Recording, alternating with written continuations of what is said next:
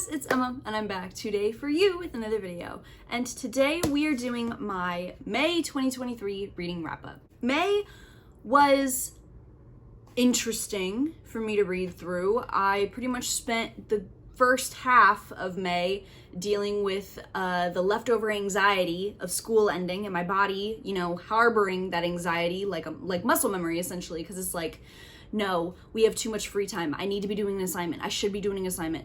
Do I have an assignment that's missing? You know, so that sucked royally, but I did end up reading 9 books this month. I've got them all right here. And I'm going to be basically telling y'all about them all and my reading experiences with them all, okay? So down below, first of all, in the description box, I would really appreciate it if you guys would take a look at those links there. They're really pertinent to stuff that's going on in the world right now. And then in the comment section, let me know whether or not you've read any of these books, whether or not you agree with any of the stuff that I say about these books, what books y'all read during the month of May. You know the deal, okay? So with that being said, let's just get right on into it.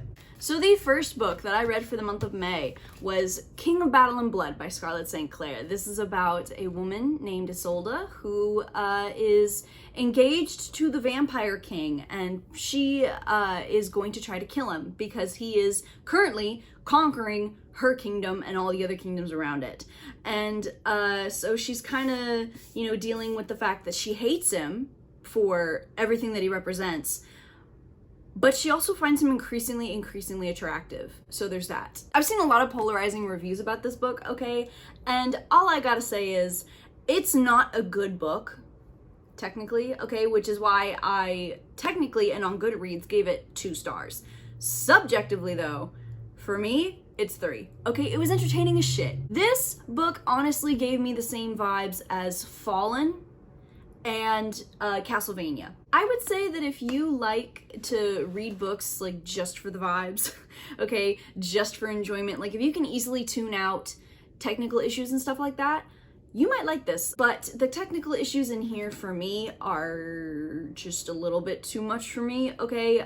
For example, the plot itself is kind of pushed to the side a little bit, if that makes sense. There's a subplot introduced, but unfortunately that is also neglected because, you know, anything plot-wise that happens in this book is immediately handled very hastily in order to get back to Adrian and Isolde. Then we have Isolde herself. Unfortunately, she is a victim of the type of strong woman where she just refuses to listen to anybody because she doesn't need anybody. She doesn't need a man. She's independent, and so she will completely forego logical safety concerns and then is completely dumbstruck when she has to be saved. Girlfriend, that's not empowering, that's just reckless. If you actually did enjoy Court of the Vampire Queen, you might like this, okay? Because in my opinion, Court of the Vampire Queen is pretty much the exact same thing, okay? Just vibes. Not really a good book, but a fun book to read. Next, we have Mercury Boys by Chandra Prasad.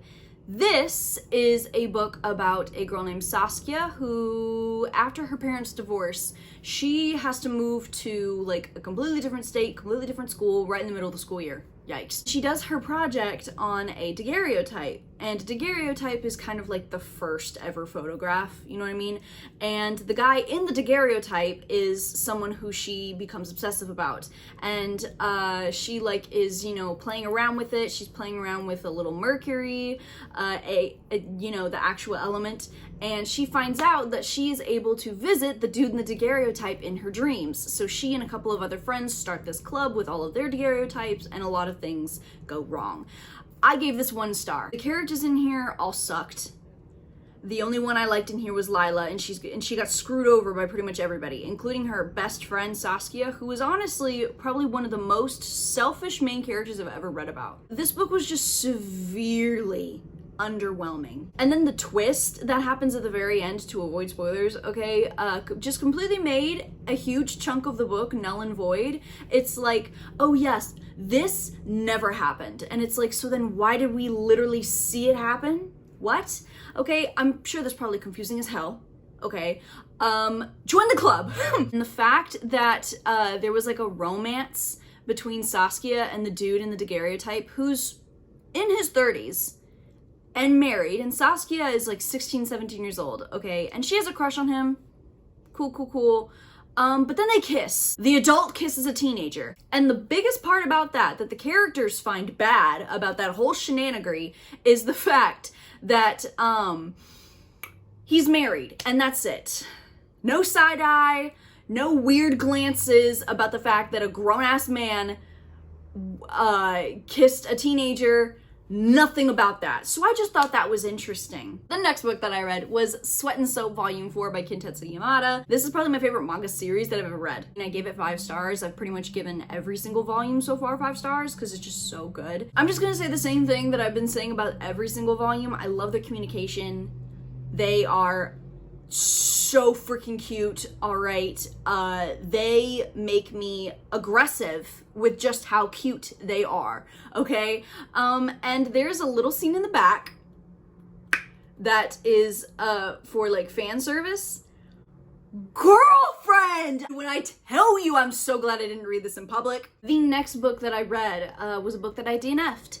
And I DNFed The B King by Mathilda Zeller. I DNFed it on page 132. This was an arc that I was given. There's not really much I want to say about this book. It was just simply not for me. Just genuinely, like there was nothing really about it other than the fact that I could not, for the life of me, understand where this story was going. Normally, you know, even if I'm not liking a book, I can still see like a way to continue forward, but me in this book, it was literally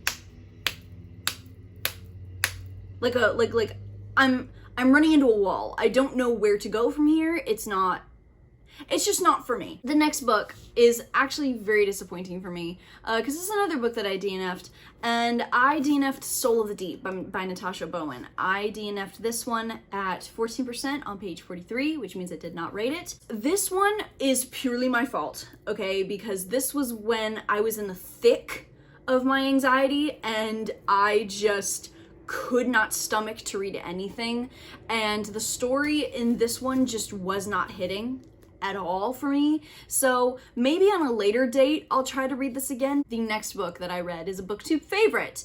One that I finally freaking read, okay, after how many years I've been on BookTube? I got FOMO. And I decided to read Scythe by Neal Shusterman. This is set in our future, where we have conquered death, essentially. We've conquered mortality. People are immortal. They can like set their ages back however many years so that they can like live forever, whatever. And because that they've gotten rid of pretty much everything distasteful in human society, now they have to control the population, and the only way that they can do that is through scythes, who are essentially assassins. And we follow 2 apprentices, Citra and Rowan, as they are introduced into the scythedom, and you know, their training, and then the politics within the scythedom that the government, at least the government in this book, has no authority to control. And wow, I gave this 4 stars, okay? I loved this. The world building in here, I was absolutely enamored, okay, with just how everything, I guess, devolved and evolved at the same time. It was really, really cool. Okay, I loved learning about the scythes. I loved learning about everything involving the scythes, how the scythes came to be, the old guard versus, you know, the newer scythes coming in. It was just so interesting, okay? The only reason why this is not 5 stars is plainly because of the characters. The characters were a little flat. And the romance in here, not the best I've read, okay? I think Neal Shusterman's thing, like his niche, is probably the world building, at least for this book. I loved the ending for this. I cannot wait to read the second one, okay? And yeah, no, it was about time. It really was about time, let's be honest here. Goodness, okay. The next 2 books are books that honestly let me down quite a lot. The first one being The Ballerinas by Kapelke-Dale. This is about a girl named Delphine, and we follow her in two timelines. We follow her in like the 90s, and then we follow her in 2018. And her story essentially runs around her friendships with the other two ballerinas in her ballet company. Delphine has been holding a secret, okay? And it's why she left Paris in the 90s, and it's why she's coming back to Paris in 2018. So it's all about, you know, us watching how she interacts with her friends, how her friends interact with her, coming back after so long. And, yeah, this secret that we learn. And just wow, I gave this book 1 star. Listen to me right now.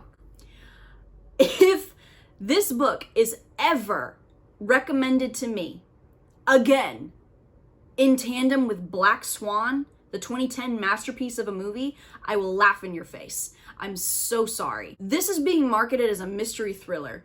That is not correct in the slightest. That is a mistranslation, a mislead, and just downright horrible marketing, okay? Look, the only similarities that the two have is ballerinas. For starters, the main character in here, she had me wanting to pull my hair out by the roots. Okay, she was so irresponsible, it's not even funny. At her grown age, it was ridiculous. And then something happens in here where she finds out that one of the male dancers at the same company has been filming women without their consent when they're having sex. And she's one of them. And, like, some of them are 15 years old. Like, children in the company. And, you know, he pulls the obvious thing of, well, the age of consent is 15. Red flag. What makes her angry about the whole thing at first is not that, you know, it's against their will, against their consent, but it's the fact that there's other women that he's done this to. It's the fact that she sees this as her not being special to him. Girl, that's what made you angry? The ending was so drawn out. This whole book was drawn out.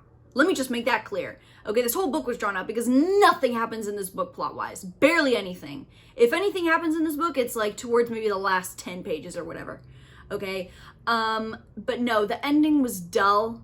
The big twist at the end was drawn out to the point where it was just exasperated and insufferable to read. And in my opinion, the twist also was just not justifiable for anything that the person that the twist happened to did. It was just, in my opinion, it felt so blown out of proportions that it's just like, why did you do this? It felt like shock value. The next book that this one honestly made me angry. Okay, and that is The Oracle Queen by Kendare Blake. This is a novella in the Three Dark Crowns universe, a universe that I loved in high school. Okay, and I decided to, you know what? I want to read the novella about Elsebet. All right, this novella is about Queen Elsebet, who was an oracle queen, the last oracle queen, the queen that essentially caused the precedent for any oracle queens born to be drowned at birth. And this was basically about her and how, you know, her story planned out and her killing 3 houses worth of people, whatever. I gave this 2 stars, and let me just say right now that is a very low 2 stars. Okay, subjectively, it's 1. The main reason why I'm so pissed about this book is that the predictability of it was unbelievable. Maybe 30 pages in, I automatically knew how this was going to pan out. I'm trying to avoid spoilers here, but essentially it's just the whole thing of she was a strong woman, an insanely strong woman, and she didn't adhere to tradition, and so the people that wanted to control her just capped her and blamed her for everything that they did to make her seem like the bad guy. And it's just like, girl, we've seen that so many other times. I would have rather have seen her actually go berserk and just kill 3 houses worth of families, all right? Don't get me wrong, I understand and I acknowledge the historical context of women being called hysterical and crazy. However, it would have been something different. And it honestly would have showed her having the upper hand at least once in this damn book.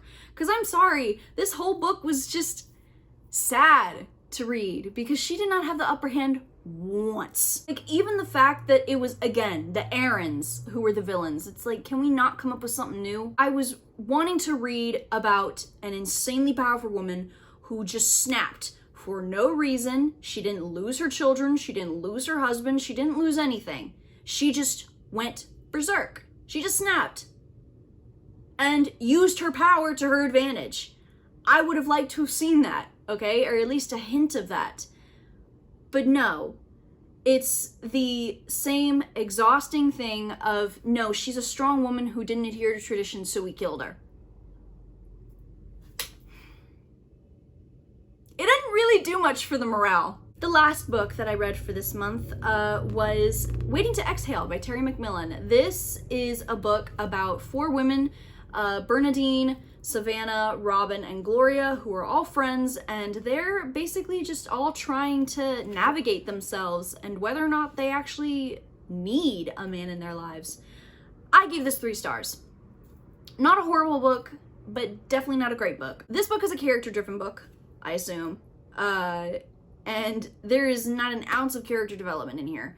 Okay, maybe until like the last 15 or so pages, this book is 456. So to say that this book is drawn out, I think would be an understatement. I liked the writing. I thought the writing was very quick. It got you through it insanely fast. The pacing was great. And there were just plainly some things that were off-putting to me. For example, I know this book was written in the 90s, or at least I think this book was written in the 90s. So while I can see where the damn near constant anti-fat language in here came from, holy shit, it did not age well. Secondly, when Bernadine was giggling about her son slapping his little sister across the face, saying, quote, at least her son was on her side. Girl. Another thing was just the constant adultery in this book was something. And how much of it wasn't challenged at all. It was just like, okay, are each one of these girls gonna sleep with a married man? This last one was honestly the one that kind of turned me off for the rest of the book. The rape joke. I did like Bernadine's character. I liked all of them. I thought they were interesting to a degree. It's just, like I said, there's no character development until maybe the last 10 pages or so. I want to watch the movie. The reason why I bought the book was to watch the movie. And hopefully it's nothing that a little Angela Bassett and Whitney Houston can't fix. So you guys, those were all the books that I read in May. I hope you enjoyed.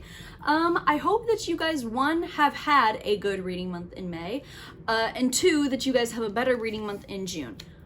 I hope that I have a better reading month in June, okay? So yeah, you guys, I hope that you've enjoyed. I hope that you will continue to look out for more stuff on my channel. I hope that you guys are staying safe, and I hope that you guys have a good rest of your day.